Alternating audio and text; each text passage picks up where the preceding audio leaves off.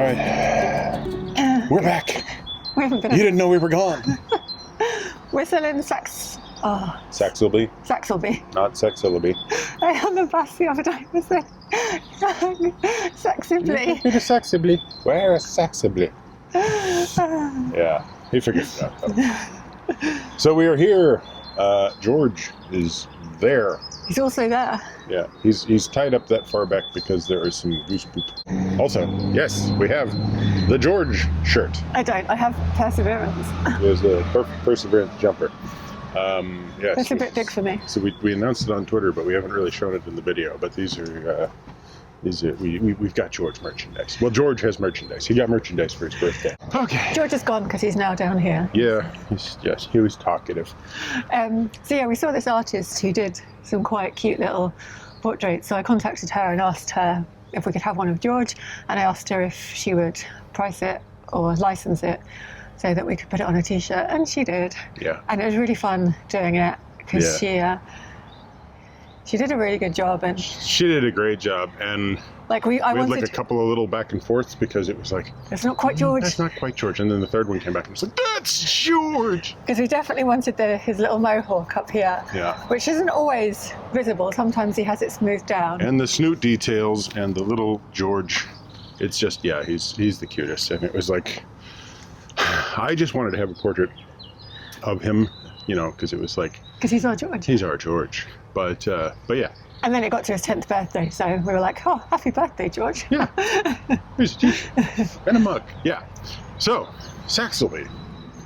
We've been in actually for a few days because we had to get a rental car and drive down and pick up. Well, no. No. Don't let me finish. Don't let you finish. She never lets me finish this story. We had to get a rental car so that we could drive down, visit family. That's part one. Part two, and the entire reason we had a rental car, the entire reason we had a rental car, the whole reason there was a car involved, the absolute entire reason why the car was involved. The car was involved because it's safer than getting the train at the moment. No, that was the secondary reason. And the train is really expensive at the moment, so it didn't cost much more to get the car, except we could have got a smaller car, but we needed to get the storage because the car was the entire reason was because we had to pick up all of the stuff that's been waiting for us for the last couple of months. Yeah, we sold out of portrait maps, so we had to get some more, and we had to order some more envelopes and stuff. Yeah. So Joe keeps thinking I'm disrespecting her parents because I'm like, no. The reason we're going is to visit the parents. We haven't seen my parents. We are getting the car and going through all of that nonsense so that we can bring back the stuff. We haven't seen my parents since March last year. It's been over a year. Yeah. So it was long overdue. So we got to see her parents and her brother, and it was like, oh, this is great. Also, your aunt. And it was just like, family, cool. We got to see family. It was really nice, and that was really good. And we also had to drive a whole bunch of distance with a whole bunch of boxes in the car. So it was a little bit of hassle, but they're all on board now. And yeah, because you would have seen the 20 trips back and forth across that bridge back there, not the pipe bridge, but the one behind which it turns out was actually built to protect London from typhoid. Who knew? But yeah, there was like 20 journeys back and forth, and then like a literal mile of cardboard on the front of the boat. And then I packed all the boxes into the dinette. And we were tilting. And it had been like this Jenga puzzle, or I don't know, some intelligence puzzle to like slot all these boxes into the dinette seat, and then I had to take them all out, so and now they're on this side. So it's like, because who knew paper could be heavy? It turns out paper's really heavy. So that's the fun part. And I made Joe jog all around town because of a murder mystery as well. So so it's been a strange. I don't think there was a mystery to it. Well, there's not really much of a mystery over there across that way. Unfortunately, behind this very large willow there. This willow? Well, actually it's on that side, isn't it? No, it's that side. Yes, over that side, way over that side, out of view right now, is the Sun Inn. The Sun Inn is the local inn. That's actually just there, isn't it? It is. It's on the other building. side. You can't quite see it. It's that building right there, yeah. Okay, that's it. All right. That's it. The Sun Inn, which is the local inn and the place at which coroner's inquests were held. And so this is where the story, it doesn't really begin. It begins a little bit before that, but this is where it sort of hinges upon. And I found a poster over here that talked about it. This guy, Tom Otter, married a woman under false pretenses because he was already married, so he became a bigamist. The rogue. Yes, the rogue. What year was this? 1805 was when he was involved in this. But she, Mary Kirkham, accused him of having been the father of her unborn child. The laws of the time made it so that the parish would be responsible for her upkeep and the upkeep of the child through to school age if the father was not able to be held responsible. What happened was the parish took the father, well, at least the purported father, Tom Otter, then living under a different name because he was trying to sort of avoid the fact that he was already married back over in Nottinghamshire. They took him and went and proceeded to the local church, and he got married to Mary in what was called a knobstick wedding. This is before the days of shotguns, and before somebody realized that knobstick isn't probably the right thing to call a forced wedding, one way or another. Anyway, he had a knobstick wedding with two members of the parish council, apparently one of them with a large truncheon, standing beside him as witnesses, and was married that day to a woman who was now 8 months pregnant.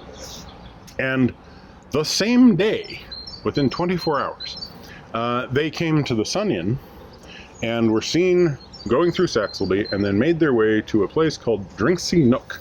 Across a bridge that is no longer here? Well, it was that bridge back there, but it was a different bridge. It was the Saxilby Bridge. It was at that time, I believe, it was just before the swing bridge got put in. So it was a drawbridge, I think, at the time. Anyway, they made their way over to a place not too far from here, about a mile, 40 minutes, about 2-3 miles, Drinksy Nook, and bedded down for the night. And the next day, Mary's body was found in an ox ditch, with her head caved in by a large piece of wood, a tool. And is that where we went to see the... Yeah, we went to Nice. Tom Otter's Lane and Tom Otter's Bridge. So you murder someone and you get a bridge and a lane law? Well, it gets a little bit complicated because there's also Gibbet Farm. Mary's body is brought back here. She's taken to the Sun Inn. The next morning, I believe, or later the same day, Tom Otter is arrested, brought back, and an inquest is held. And the members of the coroner's inquest determine that he's guilty of willful murder, but that really just means he's going to be charged, right? So Mary gets buried at St. Botolph's Church nearby. Tom was taken to Lincoln, apparently wearing the same clothes, apparently still blood-stained at the time that he was made to change into his prison garb. And he waited for the assizes. And at the assizes, he was found guilty, convicted, and sentenced to be dissected. At the time, a murderer could not be buried. Their body could not be buried. A murderer had to be either dissected or gibbeted, hung in irons. And the usual thing was dissection. They would go to a medical facility or whatever and be used to draw up anatomy texts or possibly do some obscure and interesting experiments using, I don't know, sharp objects. Anyway, Tom was seemingly kind of okay with having been said that he'd be hung and dissected. But on the day of his death, it was announced the judge had changed his mind and decided that he would be gibbeted. So he was measured up for irons and apparently just completely lost himself. Was taken to, I think, the Lincoln Castle and hung outside of a pub that is called the Struggler, which is kind of gross. And then his body was wrapped in muslin or cotton or something, covered in pitch, and put into the irons and put onto a cart and dragged out to the place where the murder had occurred. And at that point, a gibbet was erected. And apparently, there was quite a bit of a to-do. You know, there was carts put out and food for sale and all sorts of stuff. I guess it was a fairly unusual thing at the time. And there he hung.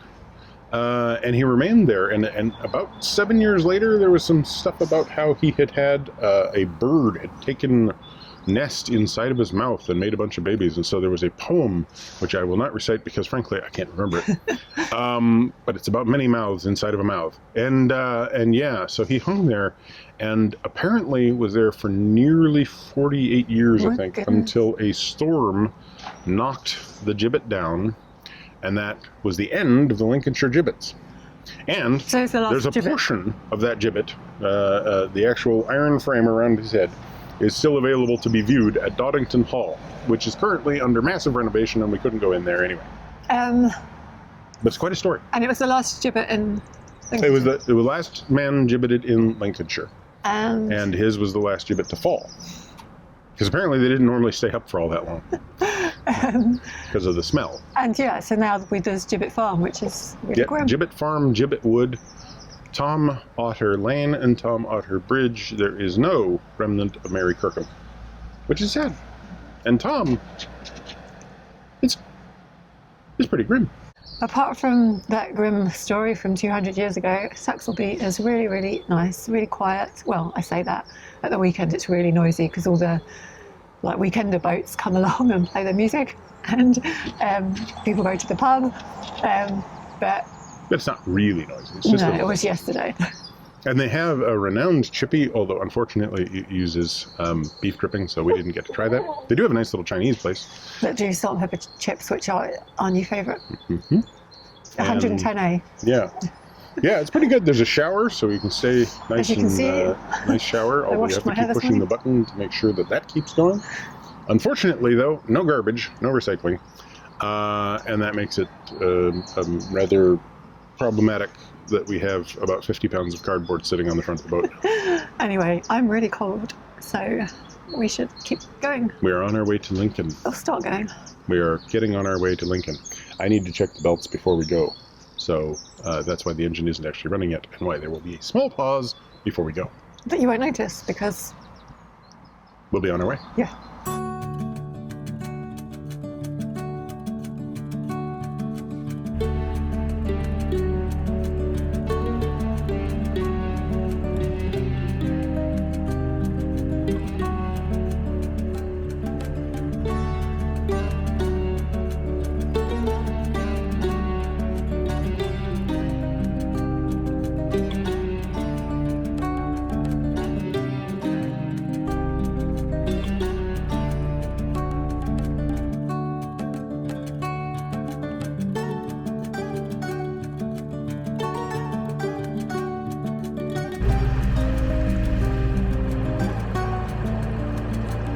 So we've just left, and there's roads on both sides of us at the moment, so it's quite noisy. But we have decided that we're going to stop at the marina. I think it's called Burton Waters or something, and try and get some spare alternator belts after one of ours broke last week, just so we've got some spare ones on board in case it happens again.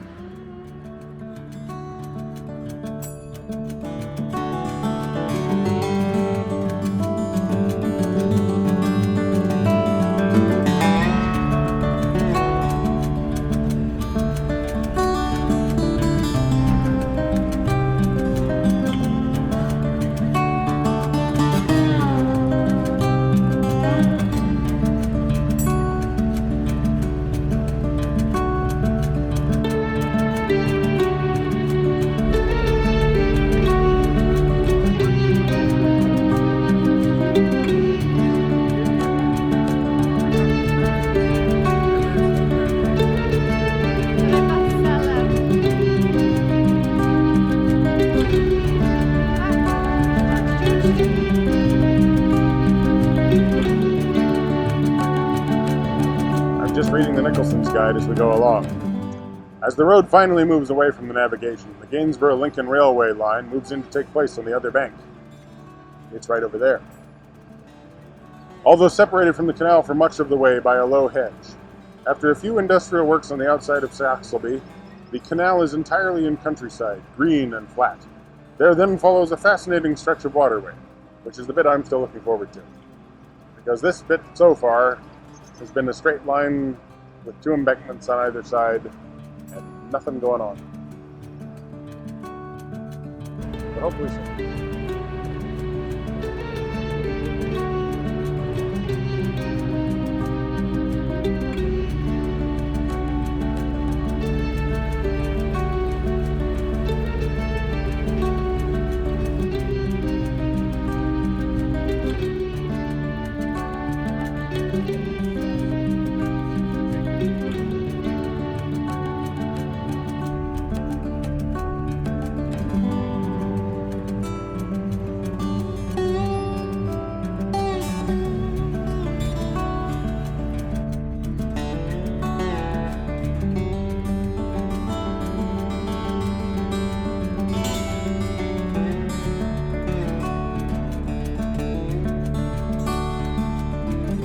Burton Waters Marina is about halfway between Saxilby and Lincoln, and there's a service point just through the entrance, so we pull onto that while we inquire about the replacement belts.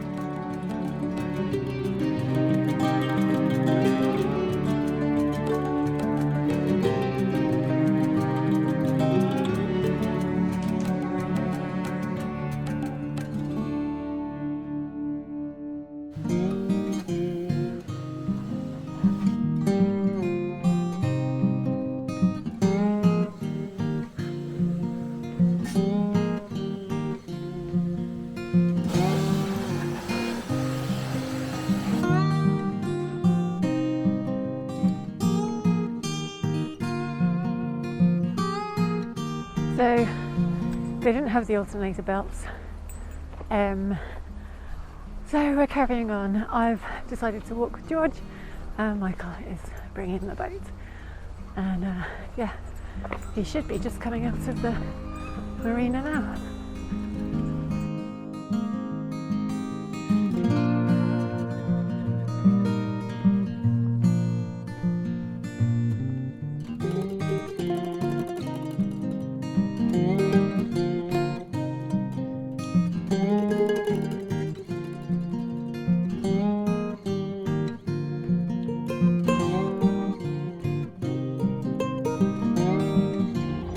No luck getting alternator belts at Burton Waters Marina, but I was given the name of a motor parts carrier, of Motor Vectors, in Lincoln, who can probably deliver to us. So we're heading up there now. Did meet some nice viewers. Also, George got to eat some ice cream that was not ice cream, but he thought it was. And yeah. Joe is walking him along the towpath as we speak, so he's going to work off the extra calories of ice cream. So I think we've got a couple of miles to walk before we get to Lincoln, and then we're hopefully going to stop there for a few days.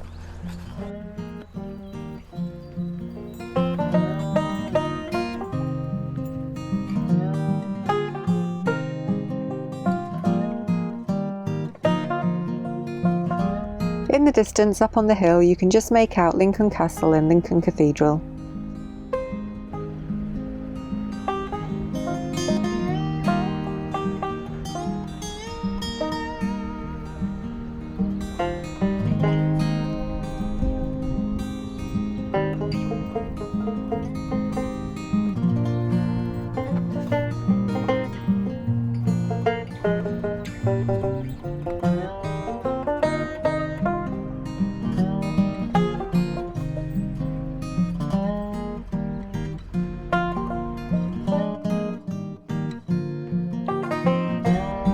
There are some lovely visitor moorings outside the Pie Wipe Inn here. I'm sure it would be a really nice overnight stop, or even a lunch stop.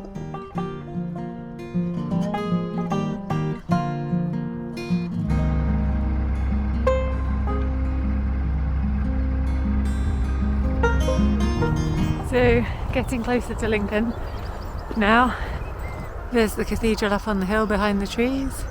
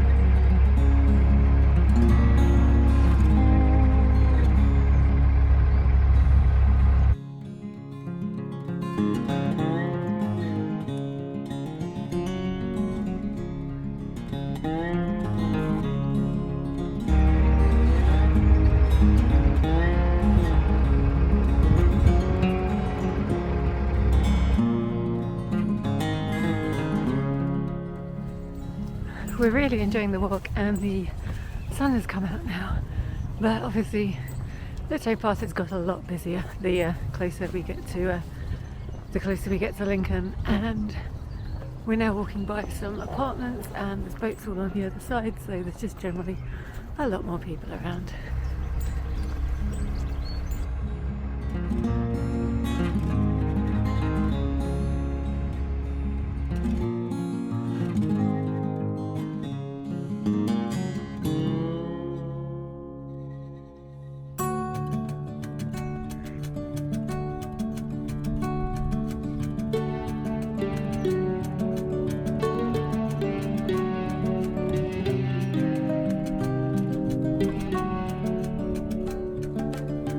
So we're at the Lincoln moorings and Michael's just stopped to do the water and the waste. I'm on the wrong side of the canal, but I can't really see why. A lot of the moorings have been taped off, so while there's lots of room, I don't actually know that we can stop there. So I'll go around and find out. I have to go up to the road bridge and walk across that and come back, so it's going to take me a couple of minutes.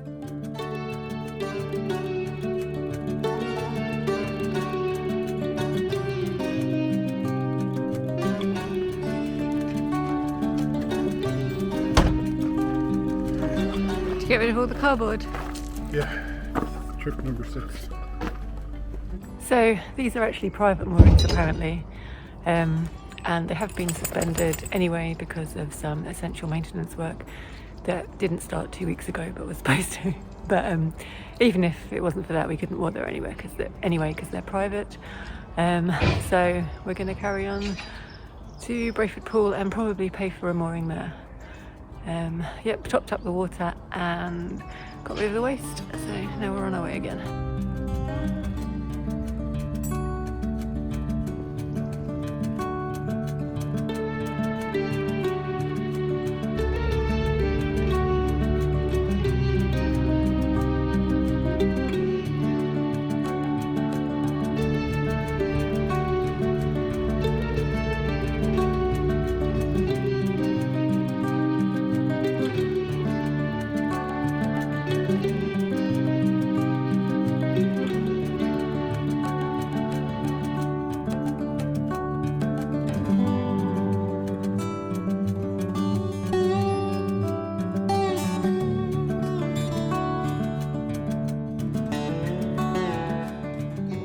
Found exciting Lincoln. And the sun came out. It has definitely come out. This is why we've got sunglasses on. It says the algae or something in the water. Yeah, what is that? I don't know. Some sort of algal mat, algal, bloom something. Either that or the remnants of some Lincoln logs. What are Lincoln logs? Well, if you're in America, they're like a toy that's kind of like a precursor to Lego or mechanics or something. If you're anywhere else, they're kind of, whatever people want to imagine a Lincoln log would be. Mine boggles. Something that came out of Abraham Lincoln, possibly. In other news, I've got an exciting update on George's carrot. Ah, yes, George's carrot. What happened to George's carrot? Apparently he's called Kevin. Oh. And he's somewhat of a supermarket celebrity. Ah. Is this like Cuthbert the caterpillar? No, he's not Cake. No, he's not Cake. Thank you for that. Yes. He's obviously not Cake. But Cuthbert the caterpillar is from Aldi, and so is Kevin the carrot. Right. And so Kevin the carrot is probably a ripoff of Marks and Spencer's Keith the carrot. I don't know. Right? Or Rudolph the rutabaga. Or, I don't know, Percy the parsnip or something. And so there's going to be a lawsuit. This whole story, by the way, lost on anybody who isn't British. We came down to Lincoln and all the visitor moorings are full. So you can pay, like maybe just under the bridge there, you can pay £10 to moor under the bridge in the shade on this private mooring. And I didn't want to do that, one because it wasn't very nice over there, and two because... No solar. Yeah, no solar, and I didn't want to pay. So we asked if we could moor next to this boat, and he very kindly said yes. Yeah. So. And he was nice enough to give us a walking guide to Lincoln. So I'm going to bonus. take a read through that and figure out which walks I want to do. And apparently there are some more moorings on the other side of the pool. I'm saying the pool like everyone knows. Just under the bridge is Brayford Pool, where the Fossdyke Canal meets the River Witham. And it opens up for a bit, and then we continue on the Witham. Yeah, so, but it's past and through the rather disturbingly named Glory Hole. But yeah, so we'll be going through that when we leave Lincoln on Yes. the way out. Yes. So yeah, we're going to have a couple of days here to explore and work as usual. And hope that alarm shuts off eventually, because it's been going for a while. Yeah, so all the buildings next to us are all student accommodation, so that could be interesting. Yeah, well, so I looked at the map. The university is like just the other side of the student accommodations here. There's quite a large Lincoln University. The computer science department is over that way. There's a bunch of other stuff. There is a tank memorial, because one of the world's first tanks was built here in Lincoln. Yeah. Not like water tanks, like a military vehicle type World War I, the invention of the whatever it was driven by, mechanical tank, happened here. So, at least partially. So, yeah, there is a museum that actually has some displays on it, which is probably closed, but I will check, because it would be interesting to actually see that. The memorial itself, I'll take a look at, but I think it's kind of like a big steel silhouette of one of the tanks and a few things to some of the men. So yeah, like this. Well, since lockdown, really, people have been saying, "Oh, enjoy Lincoln. You'll like it when you get to Lincoln." Yeah. Well, look, from the walking guide, the cathedral especially looks glorious, and from the walking guide, there's quite a bit to see in town. Yeah. Including, for some strange reason, the sculpture of a man's wife kind of poking her head out of a wall, which I'm not sure exactly where that is, but it sounds like something worth looking for. Must have a story behind it. Did you put it on his nose? Yes, it is on his nose. George has a little... I should get like a little fuzzy carrot, but anyway. Yeah. Notice he does look quite a bit like the actual dog. There's the dog. It's not in the picture. I lost my microphone. Okay, now, see, notice. Put it in front of his nose. Okay. It's stuck. Yeah, hold it in front of his nose. I can't, it's stuck. Now mine's come on. All right, this is not working well. See, there you go. You got George. He doesn't want it. And now you got George. Look, it's a mirror image. They're the same dog. So thanks for watching. Give us a thumbs up. Comment down below. Subscribe if you haven't already. Subscribe to Minimalist Maximal Velocity if you want our time-lapse videos. And also, apparently the notifications are working again. But not on email. Oh yeah, but not on email. So as long as you don't want an email, but you do want to get notifications, click that button and they'll show up. Good? Yeah. Okay. George is so silly.